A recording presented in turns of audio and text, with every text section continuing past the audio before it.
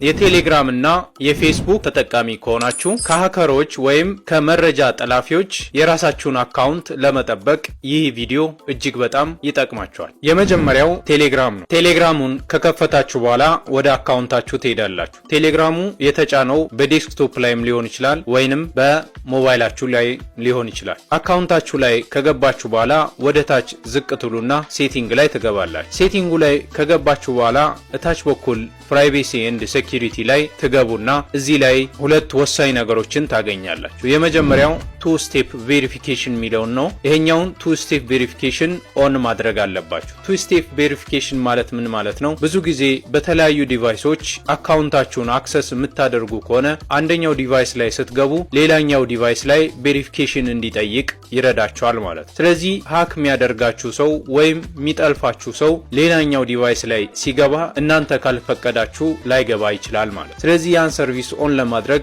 እዚች ቱ ስቴፕ ቬሪፊኬሽን ላይ ትገቡና እዚች ጋር ፓስወርድ ክሬት ታደርጋላችሁ። እዚች ጋር እንደምትመለከቱት ክሬት ፓስወርድ ምትላለች። ስትሮንግ የሆነ ፓስወርድ ትሰጣላችሁ ማለት። ስትሮንግ ፓስወርድ ብለን ምንጠራው ከካፒታል ሌተር፣ ከስሞል ሌተር፣ ከነምበር እና ከስፔሻል ካራክተር የተዋቀረ ቢሆን ይመረጣል ማለት። ከዛ በኋላ እዚች ላይ ትመጡና ክሬት ትላላችሁ። ከዛ ፓስወርድ ሂንት ይጠይቃችኋል። እዚህ ፓስወርድ ሂንት ላይ ምንም ነገር ያለ መጻፍን ትችላላችሁ ወይም ሂንት ማስቀመጥ ትችላላችሁ። ከዛ በኋላ እዚች ጋር ትመጡና ኮንቲኒው ትላላችሁ።